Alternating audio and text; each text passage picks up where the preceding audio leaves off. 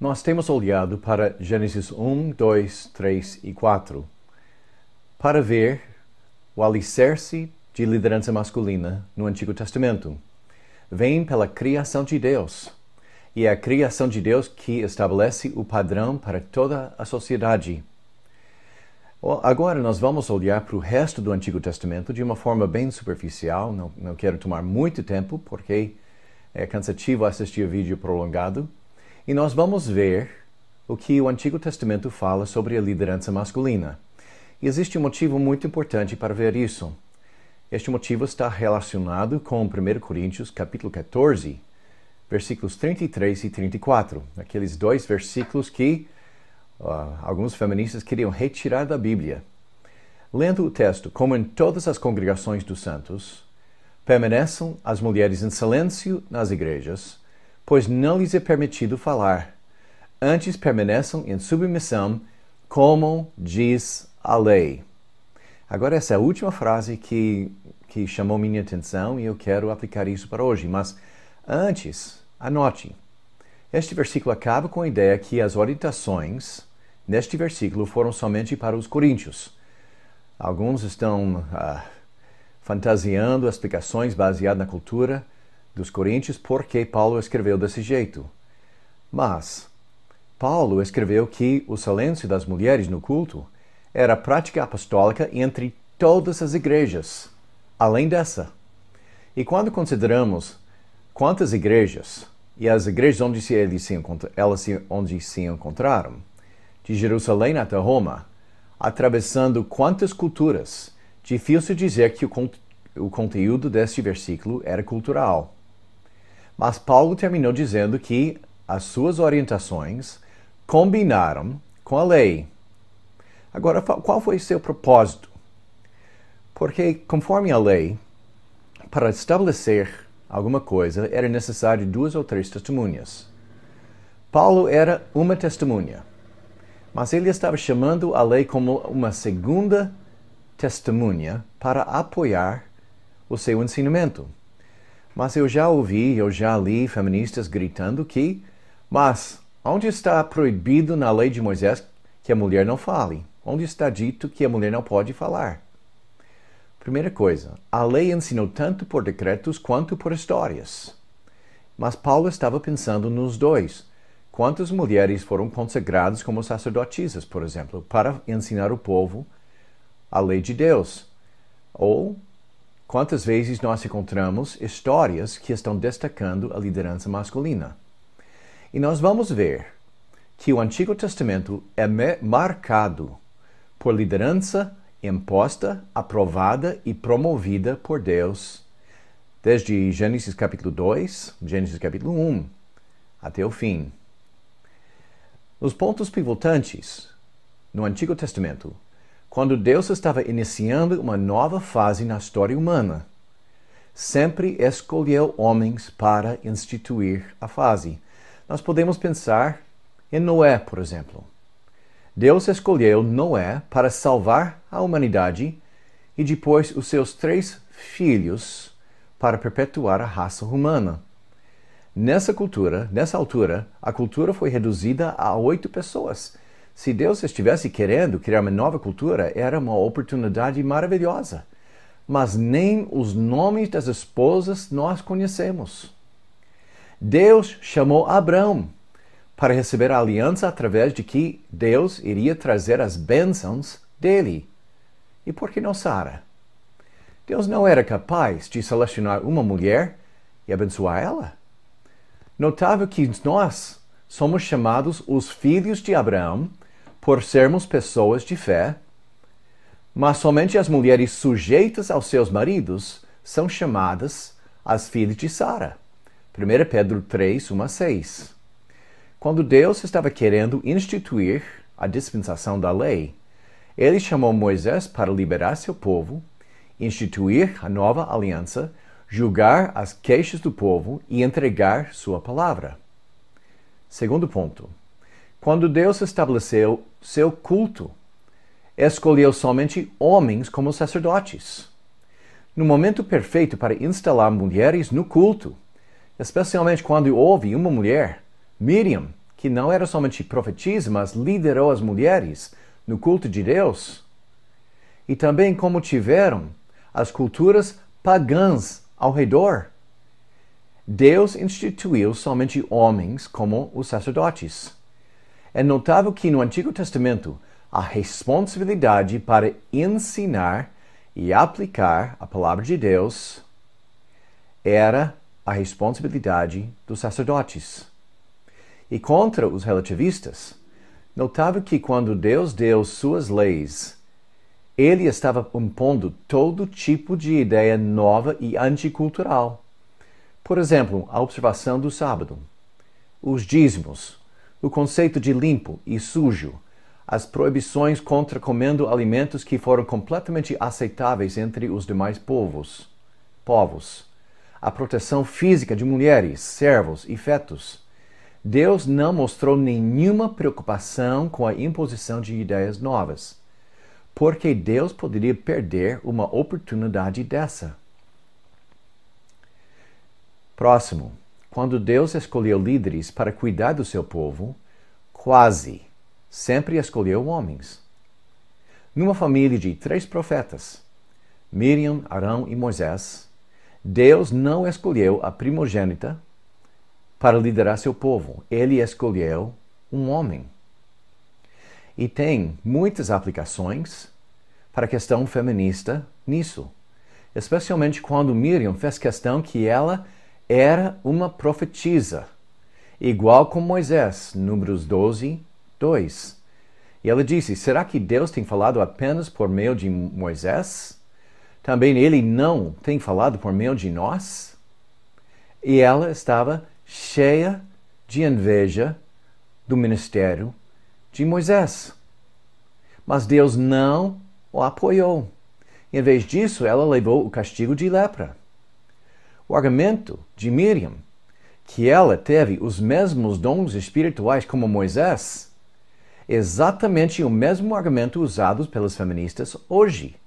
Então, quando eles fazem a pergunta, se eu tiver os mesmos dons espirituais de um homem, então isso implica que eu posso ter o mesmo ministério dos homens. E o Velho Testamento fala que essa conclusão está falsa. Deus, na hora de indicar 70 anciãos para ajudar Moisés, quando Deus deu seu Espírito, um sinal irrefutável de sua escolha para a liderança entre o povo de Israel, não deu seu Espírito Santo para nenhuma mulher. Eu estou imaginando, se ele tivesse dado para uma mulher e ela estivesse profetizando entre os 70, o povo teria reconhecido a vontade de Deus. Entre o tempo de Josué e o reino de Saul, Deus escolheu e chamou 14 pessoas como juízes, 13 homens e uma mulher, a famosa Débora. Agora, somente pelo fato que Deus levantou 13 vezes mais homens do que mulheres, isso deveria comunicar as prioridades de Deus para nós. Mas Débora é a queridinha dos feministas, porque eles a usam para provar que uma mulher poderia assumir uma posição de autoridade sobre os homens. Mas precisamos pensar nisso. Primeiro, antes de mais nada, precisamos responder a pergunta: o que é um profeta, uma profetisa? O que significa profetisa? Um profeta não fala por conta própria, mas por inspiração do Espírito Santo. O profeta ou recebeu a palavra de Deus e às vezes repetiu o que ouviu. Veja 1 Samuel 15:16 com Samuel. E às vezes o Espírito Santo tomou conta de alguém e a pessoa falou descontroladamente, como Saul, em 1 Samuel 10, versículos 9 a 12. Mas de qualquer forma, não por ser profetisa, mas de qualquer jeito, Débora, sendo profetisa, não falou por conta própria. Ela não deu suas opiniões. Ela recebeu a palavra de Deus e repetiu fielmente a palavra que recebeu. E podemos notar mais alguma coisa. O que Paulo escreveu sobre profetisas. Em 1 Coríntios 11, ele falou e deu toda a liberdade para as mulheres liderar o culto em oração e profecia. Então, a história de Débora não entra em contradição com Paulo. Tanto o Antigo Testamento quanto o Novo Testamento reconheceu que houve mulheres profetisas que tiveram o direito de falar. Então, este relato não contradiz as práticas apostólicas, mas está coerente e fornece até apoio. Segundo, não houve um padrão único entre os juízes de Israel com respeito de como exerceram seus ministérios. Sansão era um juiz e não exerceu autoridade sobre ninguém. Samuel andou por todo Israel, por outro lado, e agiu quase como um rei. Então, como é que Débora exerceu seu ministério? Vamos ler Juízes 4:5. Ela se sentava debaixo da tamareira de Débora, entre Ramá e Betel, nos montes de Efraim, e os israelitas a procuravam para que ela decidisse as suas questões. Primeiro, vamos notar que ela estava situada num lugar remoto e afastado. Ela não estava sentada num lugar central como o tabernáculo, mas bem de fora. Quem quis os serviços dela deveria procurá-la. Segundo, ela não servia como sacerdotisa num ministério religioso entre o povo. Impossível comparar o ministério de Débora com algo como pastor, pastora ou missionária. E o próprio Paulo fez distinção entre profetas, pastores e mestres. A abrangência do ministério dela, 3, era somente como um canal de revelação para Deus revelar suas decisões entre duas pessoas conflitadas.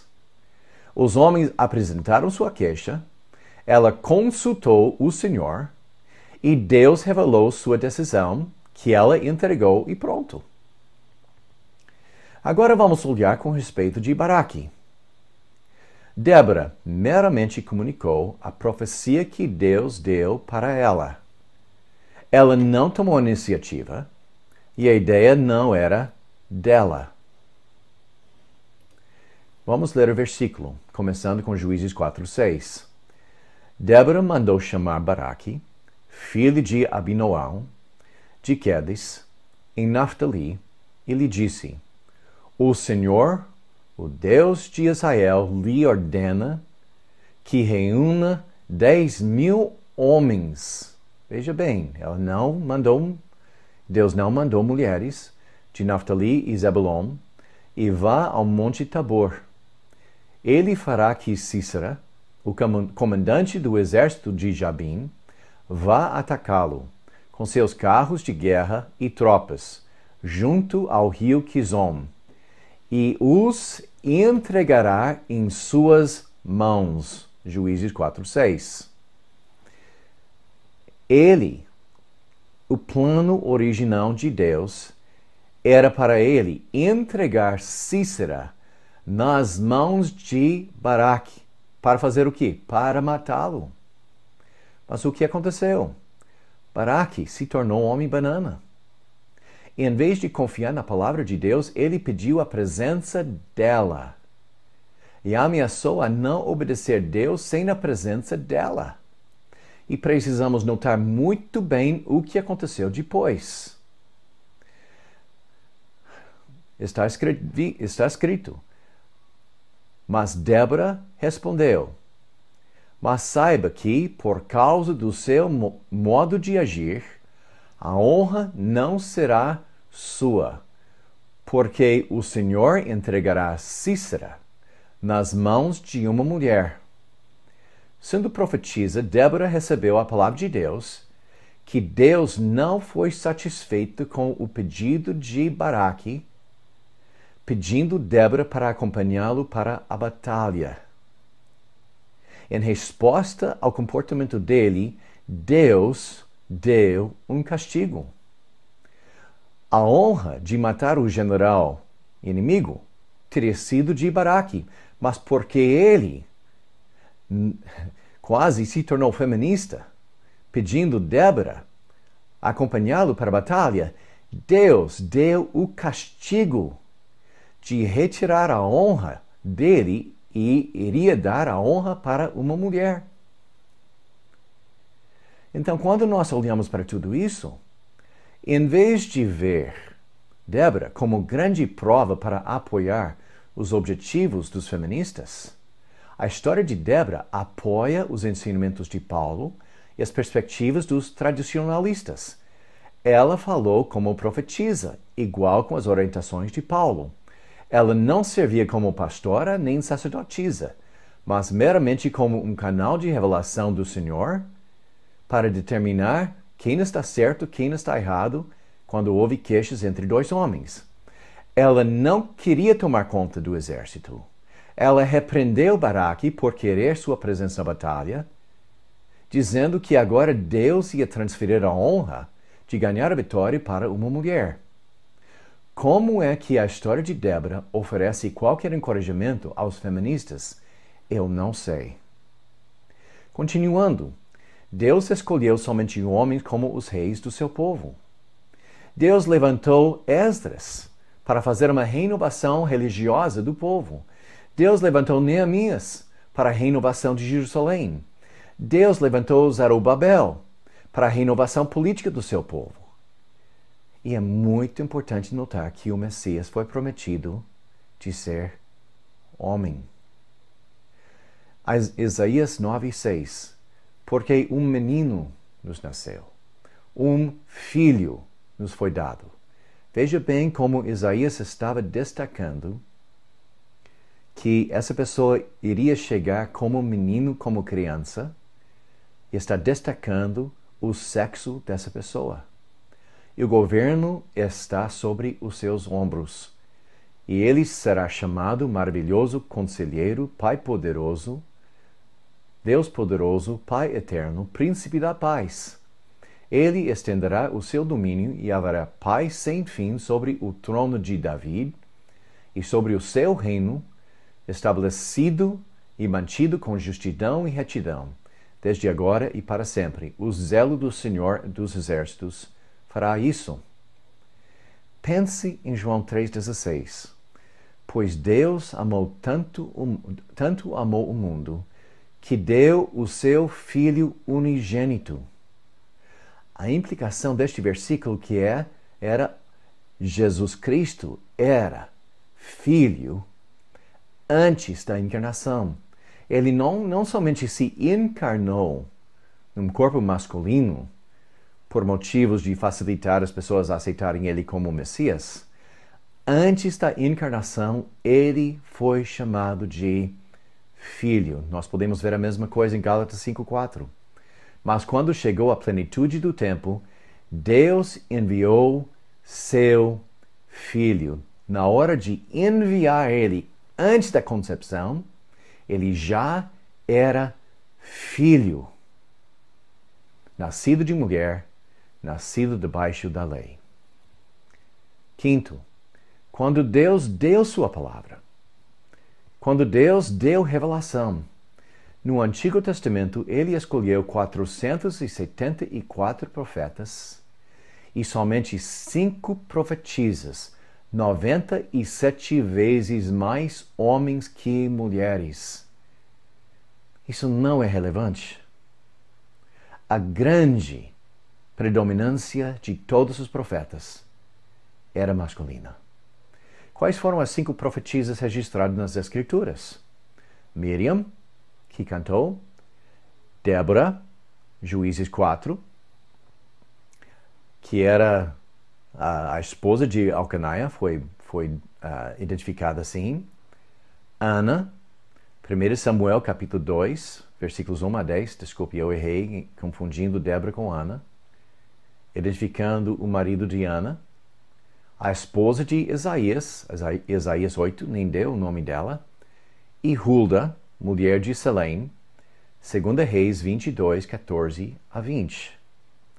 Quando nós olhamos para o tamanho das revelações dadas através dessas mulheres, primeiro são muito abreviadas. Mas também outra coisa bem interessante. quantos profetas no Antigo Testamento suas esposas são identificadas? Qual foi o nome da esposa de Jeremias, de Ezequiel? Falou nas duas. Nós não temos os nomes das mulheres, mas 3 dessas 5 mulheres, seus maridos foram identificados junto com elas. Talvez isso também tenha um relacionamento com a teoria de Paulo, o ensinamento de Paulo em 1 Coríntios 11. Quando nós falamos sobre os profetas, não dá para ler a lista. 474 homens profetas. Agora, se você quiser essa lista, se você quiser minhas anotações, pode mandar um e-mail para mim, mark@drmarkellis.com, desculpe, mark@drmarkellis.org, ou você pode mandar um e-mail para mim, uma mensagem através do Facebook. Eu mando para você meu esboço. Mas, em último lugar, eu quero considerar uma palavra de Deus sobre a liderança feminina dentro da sociedade. A sociedade de Israel não era como a sociedade da igreja. A igreja é religiosa. Mas a sociedade de Israel atingiu a política, atingiu a religião, atingiu a família, atingiu tudo. E no contexto de julgamento, de promessas de castigo e profecias sobre a chacina que Deus traria sobre o povo de Israel, encontramos 2 trechos paralelos, quer dizer, falam uma coisa e depois falam a mesma coisa, mas de uma forma um pouco diferente para expandir o significado dos dois. Em Isaías 3, onde está escrito que Deus iria impor mulheres como líderes entre o povo. Mas não pense que isso fosse coisa positiva. Deus iria fazer isso como castigo. Lembre-se de Romanos 1. Deus colocou bloqueios e coloca bloqueios para proteger pessoas dos seus próprios desejos. Mas se alguém insistir, Deus entrega aquela pessoa aos seus desejos como um juiz entregando o réu ao carcereiro. Então, primeiro vamos olhar para versículo 4. Porém, Deus então, jovens no governo. Então, primeiro, jovens no governo. Segunda linha, irresponsáveis dominarão. E este verbo dominar é importante. Versículo 11. Mas ai dos ímpios. O contexto não é positivo. Tudo lhes será mal. Terão a retribuição pelo que fizeram as suas mãos. Agora vem o paralelismo. Meu povo é oprimido por uma criança. Mulheres dominam, tá vendo? Repetição do verbo. Dominam sobre ele. Próximo paralelismo. Meu povo, os seus guias o enganam e o desviam do caminho.